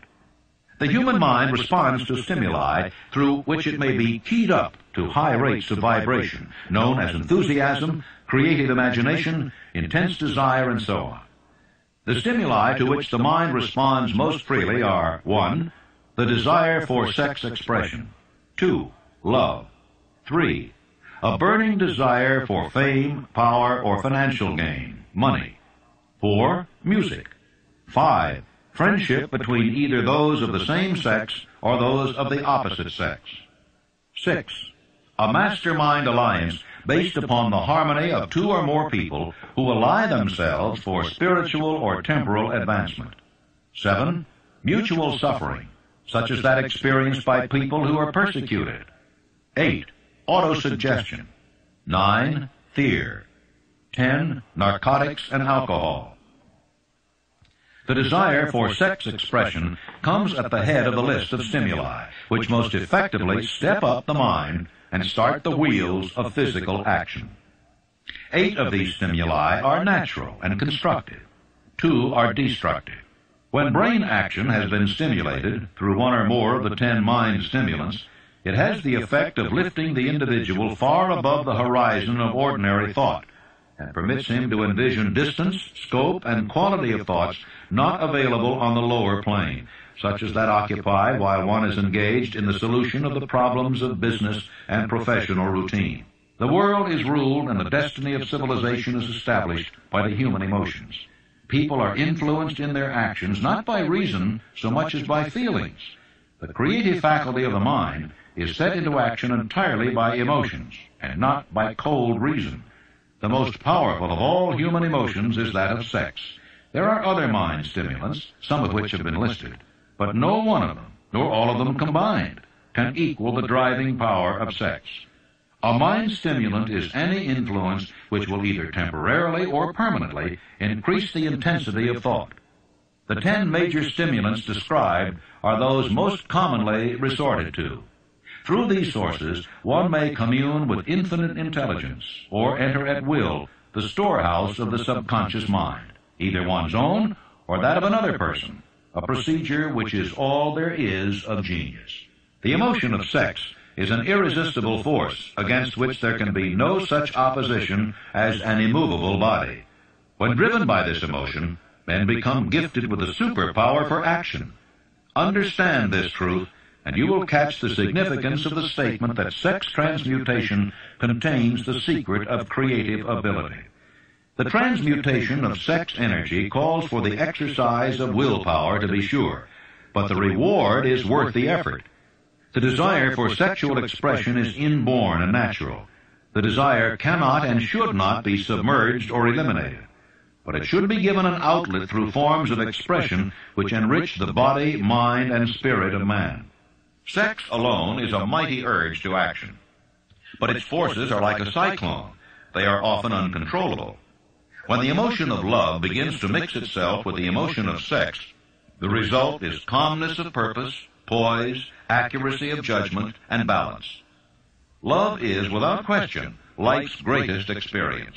It brings one into communion with infinite intelligence.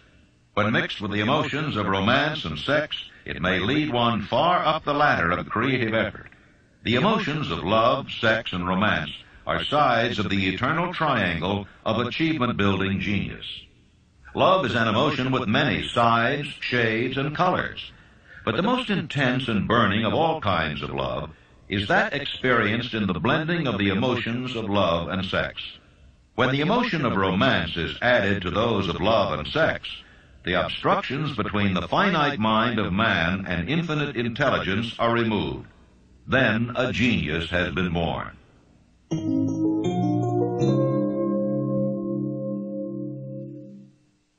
The subconscious mind, the connecting link, the 11th step toward riches. The subconscious mind consists of a field of consciousness in which every impulse of thought that reaches the conscious mind through any of the 5 senses is classified and recorded, and from which thoughts may be recalled or withdrawn as letters may be taken from a filing cabinet. It receives and files sense impressions or thoughts regardless of their nature. You may voluntarily plant in your subconscious mind any plan, thought, or purpose which you desire to translate into its physical or monetary equivalent. The subconscious acts first on the dominating desires which have been mixed with emotional feelings, such as faith. You cannot entirely control your subconscious mind, but you can voluntarily hand over to it any plan, desire, or purpose which you wish transformed into concrete form. After you have accepted as a reality the existence of the subconscious mind and understand its possibilities as a medium for transmuting your desires into their physical or monetary equivalent, you will comprehend the full significance of the instructions given in the chapter on desire.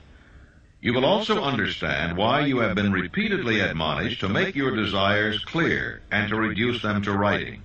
You will also understand the necessity of persistence in carrying out instructions. The 13 principles are the stimuli with which you acquire the ability to reach and to influence your subconscious mind. Do not become discouraged if you cannot do this upon the first attempt. Remember that the subconscious mind may be voluntarily directed only through habit under the directions given in the chapter on faith. You have not yet had time to master faith. Be patient. Be persistent.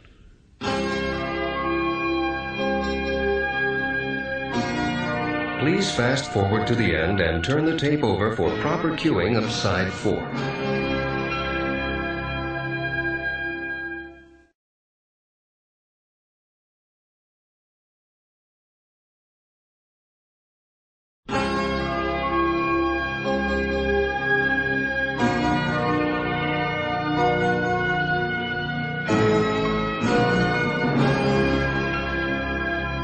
All thought impulses, intended for transmutation into their physical equivalent, voluntarily planted in the subconscious mind, must pass through the imagination and be mixed with faith.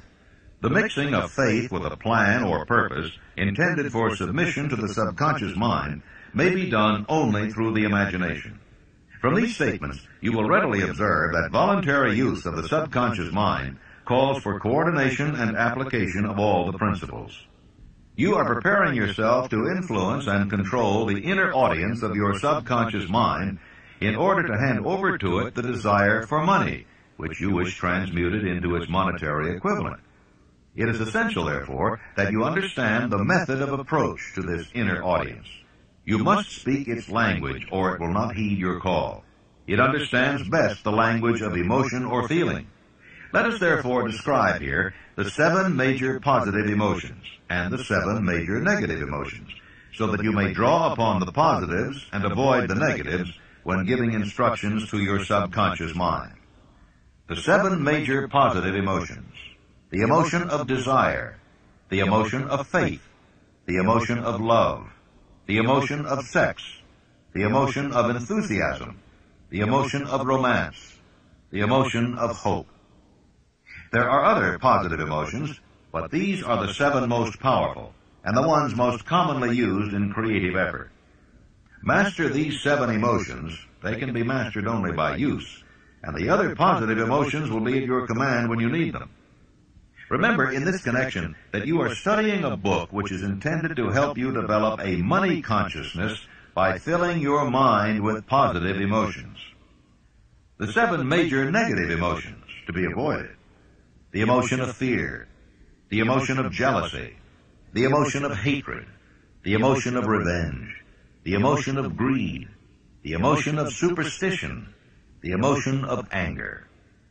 Positive and negative emotions cannot occupy the mind at the same time. One or the other must dominate. It is your responsibility to make sure that positive emotions constitute the dominating influence of your mind. Here the law of habit will come to your aid. Form the habit of applying and using the positive emotions. Eventually they will dominate your mind so completely that the negatives cannot enter it. Only by following these instructions literally and continuously can you gain control over your subconscious mind. The presence of a single negative in your conscious mind is sufficient to destroy all chances of constructive aid from your subconscious mind.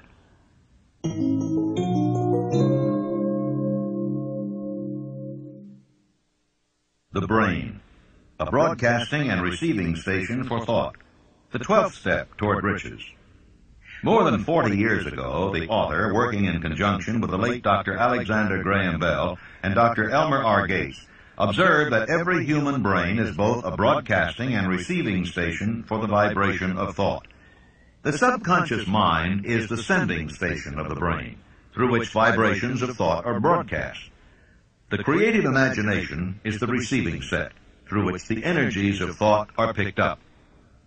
Along with the important factors of the subconscious mind and the faculty of the creative imagination, which constitute the sending and receiving sets of your mental broadcasting machinery, consider now the principle of autosuggestion, which is the medium by which you may put into operation your broadcasting station. Through the instructions described in the chapter on autosuggestion, you were definitely informed of the method by which desire may be transmuted into its monetary equivalent. Operation of your mental broadcasting station is a comparatively simple procedure. You have but 3 principles to bear in mind and to apply when you wish to use your broadcasting station: the subconscious mind, creative imagination, and autosuggestion. The stimuli through which you put these 3 principles into action have been described, and the procedure begins with desire. The greatest forces are intangible. Through the ages which have passed, man has depended too much upon his physical senses, and has limited his knowledge to physical things, which he could see, touch, weigh, and measure. We are now entering the most marvelous of all ages, an age which will teach us something of the intangible forces of the world about us. Perhaps we shall learn, as we pass through this age, that the other self is more powerful than the physical self we see when we look into a mirror. Sometimes men speak lightly of the intangibles, the things which they cannot perceive through any of their 5 senses, and when we hear them, it should remind us that all of us are controlled by forces which are unseen and intangible. The whole of mankind has not the power to cope with nor to control the intangible force wrapped up in the rolling waves of the ocean. Man has not the capacity to understand the intangible force of gravity, which keeps this little earth suspended in space, and keeps man from falling from it, much less the power to control that force. Man is entirely subservient to the intangible force which comes with a thunderstorm, and he is just as helpless in the presence of the intangible force of electricity. Nor is this by any means the end of man's ignorance in connection with things unseen and intangible. He does not understand the intangible force and intelligence wrapped up in the soil of the earth, the force which provides him with every morsel of food he eats, every article of clothing he wears, every dollar he carries in his pockets. The power of thought is the only thing over which you have complete, unchallenged, and unchallengeable control. Controlled by power of will. In giving human beings control over but one thing, the Creator must have chosen the most important of all things. This is a stupendous fact that merits your most profound consideration. If you give it this sort of consideration, you will discover for yourself the rich promises available to those who become masters of their own mind power through self-discipline.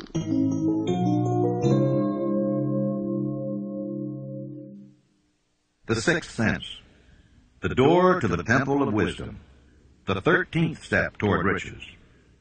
The 13th principle is known as the sixth sense, through which infinite intelligence may and will communicate voluntarily without any effort from or demands by the individual. This principle is the apex of the philosophy. It can be assimilated, understood, and applied only by first mastering the other 12 principles. The sixth sense is that portion of the subconscious mind which has been referred to as the creative imagination. It has also been referred to as the receiving set, through which ideas, plans, and thoughts flash into the mind. The flashes are sometimes called hunches or inspiration. The sixth sense defies description. It cannot be described to a person who has not mastered the other principles of this philosophy, because such a person has no knowledge and no experience with which the sixth sense may be compared. Miracles of the sixth sense. The author is not a believer in, nor the advocate of miracles, for the reason that he has enough knowledge of nature to understand that nature never deviates from her established laws. Some of her laws are so incomprehensible that they produce what appear to be miracles. The sixth sense comes as near to being a miracle as anything I have ever experienced. This much the author does know, that there is a power or a first cause or an intelligence which permeates every atom of matter and embraces every unit of energy perceptible to man, that this infinite intelligence converts acorns into oak trees, causes water to flow downhill in response to the law of gravity, follows night with day and winter with summer, each maintaining its proper place and relationship to the other. This intelligence may, through the principles of this philosophy, be induced to aid in transmuting desires into concrete or material form. The author has this knowledge because he has experimented with it and has experienced it. Step by step through the preceding chapters, you have been led to this, the last principle. If you have mastered each of the preceding principles, you are now prepared to accept, without being skeptical, the stupendous claims made here. If you have not mastered the other principles, you must do so before you may determine definitely whether or not the claims made in this chapter are fact or fiction. Long before I had ever written a line for publication or endeavored to deliver a speech in public, I followed the habit of reshaping my own character by trying to imitate the 9 men whose lives and works have been most impressive to me.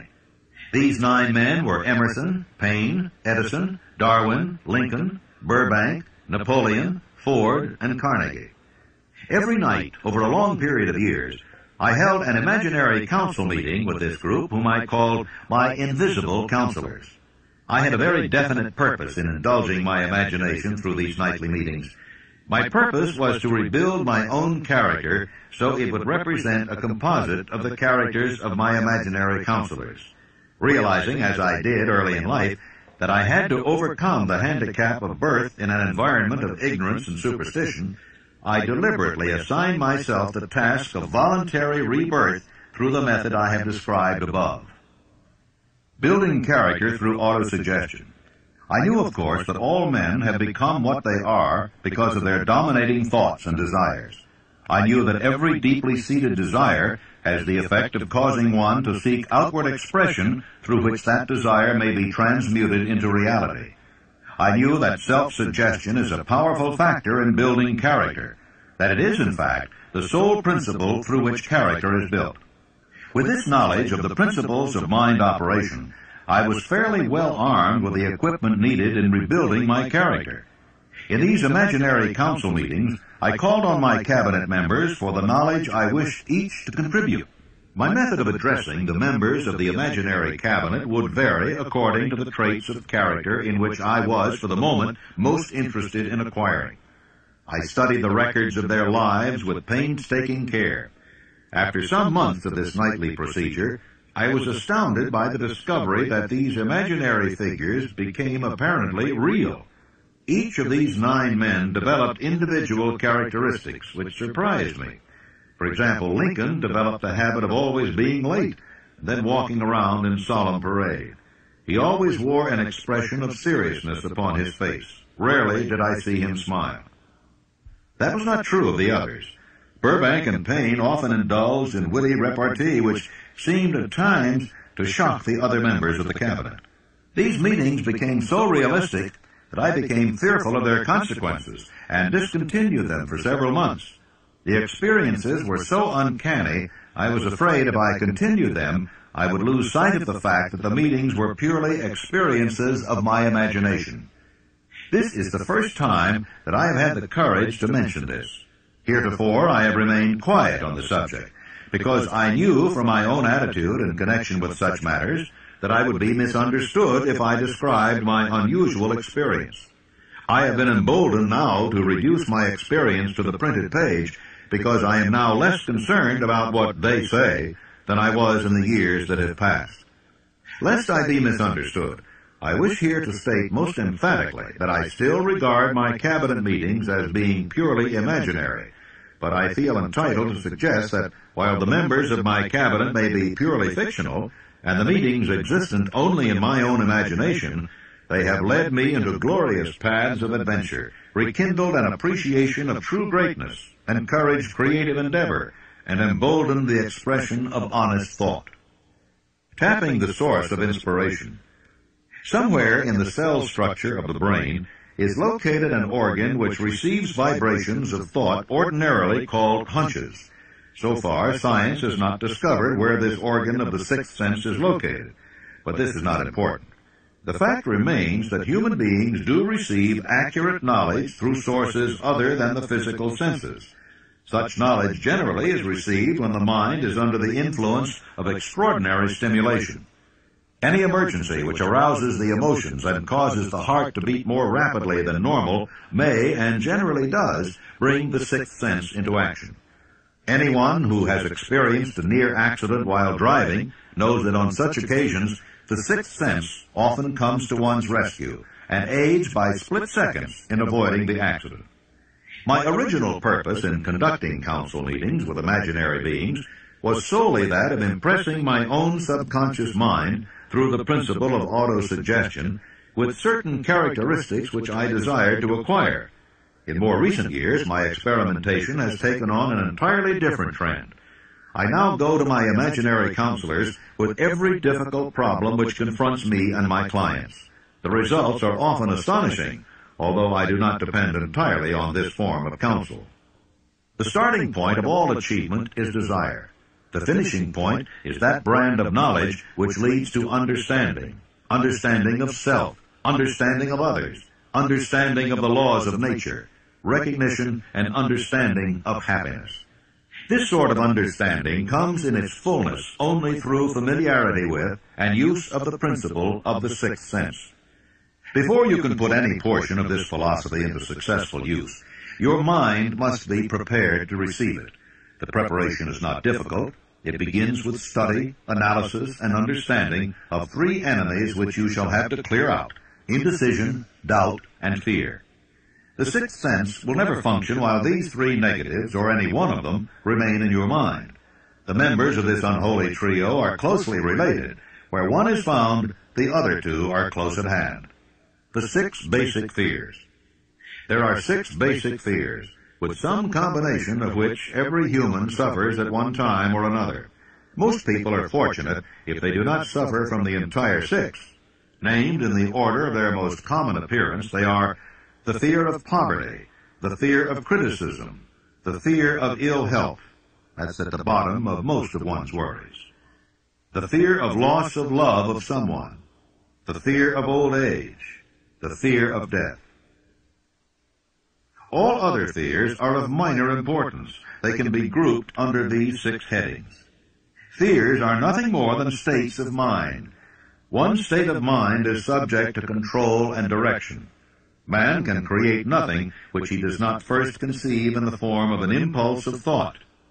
Following this statement comes another of still greater importance, namely, man's thought impulses begin immediately to translate themselves into their physical equivalent, whether those thoughts are voluntary or involuntary. Thought impulses which are picked up by mere chance, thoughts which have been released by other minds, may determine one's financial, business, professional, or social destiny just as surely as do the thought impulses which one creates by intent and design. We are here laying the foundation for the presentation of a fact of great importance to the person who does not understand why some people appear to be lucky, while others of equal or greater ability, training, experience, and brain capacity seem destined to ride with misfortune. This fact may be explained by the statement that every human being has the ability to completely control his own mind. And with this control, obviously, every person may open his mind to the tramp thought impulses which are being released by other brains, or close the doors tightly and admit only thought impulses of his own choice.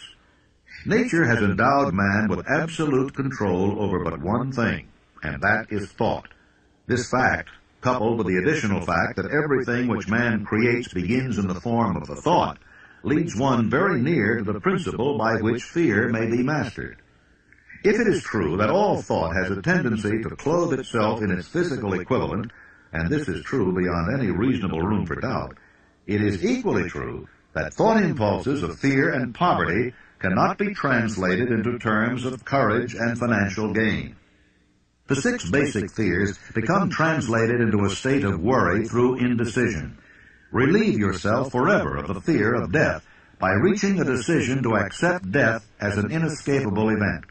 Whip the fear of poverty by reaching a decision to get along with whatever wealth you can accumulate without worry.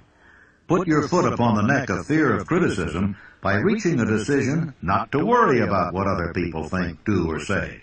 Eliminate the fear of old age by reaching a decision to accept it, not as a handicap, but as a great blessing which carries with it wisdom, self-control, and understanding not known to you.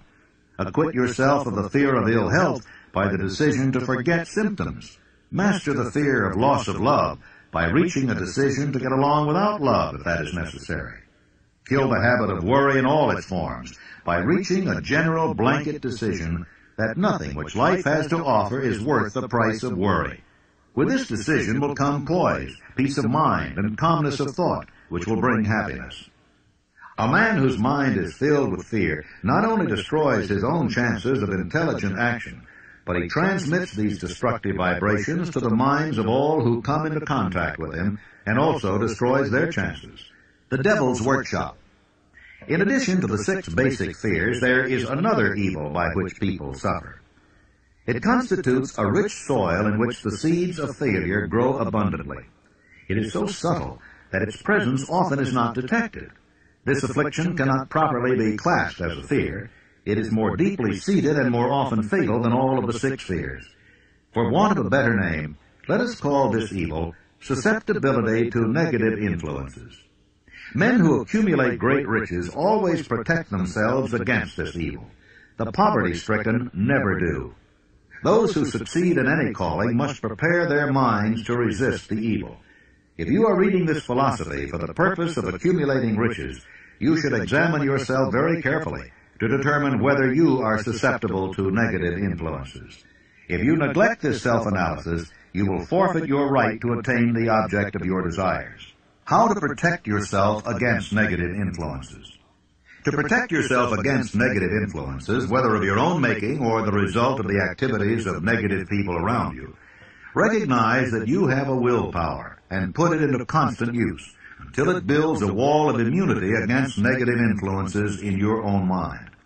Recognize the fact that you and every other human being are by nature lazy, indifferent, and susceptible to all suggestions which harmonize with your weaknesses. Recognize that you are by nature susceptible to all the 6 basic fears, and set up habits for the purpose of counteracting all those fears. Recognize that negative influences often work on you through your subconscious mind. Therefore, they are difficult to detect. And keep your mind closed against all people who depress or discourage you in any way. Clean out your medicine chest. Throw away all pill bottles. And stop pandering to colds, aches, pains, and imaginary illness. Deliberately seek the company of people who influence you to think and act for yourself. Do not expect troubles, as they have a tendency not to disappoint. Without doubt, the most common weakness of all human beings is the habit of leaving their minds open to the negative influence of other people. This weakness is all the more damaging because most people do not recognize that they are cursed by it, and many who acknowledge it neglect or refuse to correct the evil until it becomes an uncontrollable part of their daily habits. In parting, I would remind you that life is a checkerboard, and the player opposite you is time. If you hesitate before moving, or neglect to move promptly, your men will be wiped off the board by time. You are playing against a partner who will not tolerate indecision. Previously, you may have had a logical excuse for not having forced life to come through with whatever you asked, but that alibi is now obsolete because you are in possession of the master key that unlocks the door to life's bountiful riches. The master key is intangible, but it is powerful. It is the privilege of creating in your own mind a burning desire for a definite form of riches. There is no penalty for the use of the key, but there is a price you must pay if you do not use it. The price is failure. There is a reward of stupendous proportions if you put the key to use. It is the satisfaction that comes to all who conquer self and force life to pay whatever is asked. It has been said that I have made more successful men than any man living today. I don't know whether that's true or not, because there's no way of getting accurate statistics. But ladies and gentlemen, when I take inventory of the people that I do know who started at scratch and have become millionaires, some of them not quite that much money, but become profoundly successful, I recognize that I have created a philosophy here through the good work of Mr. Carnegie that's been a benefactor to the world, not only to those who are living now, but to those who are not yet born. When Mr. Carnegie sold me on organizing this philosophy, he said, I'm going to give away my money before I die as fast as I can find ways and means of giving it away without doing damage. And as you, of course, know, he did just that. He gave it away for educational purposes, libraries, foundations for the maintenance of peace, and in every way that he could conceive. But he said, by far the greatest part of my riches I am entrusting to you to take to the people of the world in the form of the know-how through which I gain my money. And he said, if you carry through the trust and perfect your job, as I sincerely believe you will, you'll live to see the time when you're far and away richer than I am, and when you will have made many more successful men than I have ever made. And ladies and gentlemen, when Mr. Carnegie made that statement, it was just too much for me to swallow. I thought, well, Mr. Carnegie has never flattered me before. He's never said anything that didn't turn out to be right, but that's just one of those things that never could happen. I have already made thousands of times more successful men than Mr. Carnegie ever had. Thousands of times, and I'm still in the process of making. You know, ladies and gentlemen, during those 20 years of research that I put into the building of this philosophy, I ran into some very profound facts and truths. And one of them consists in this fact, that when a great crisis comes over the world, there always comes out some unknown with the formula for dissolving that crisis. Like Abraham Lincoln, for instance, in the time of need, when this country was about to be split asunder by internal strife. By George Washington preceding Lincoln. By Franklin D. Roosevelt at the time when the people were stampeded with fear and they were standing in great lines to draw their money out of the bank. And I sometimes wonder if this hand of destiny, which has such a long arm behind it, doesn't reach over in places like the one where I was born and lift out people out of humble and lowly stations and give them great jobs to do in life as an inspiration and an object lesson to other people to show what can be done when one recognizes the God-given power of thought and puts it to proper use. Because if you really and truly tune in on the main line of my source of faith and my source of enthusiasm, become indoctrinated with this philosophy, no matter what it is that you're doing in life, what it is you want to do, you'll find the way always open, and I thank you very much. Thank you.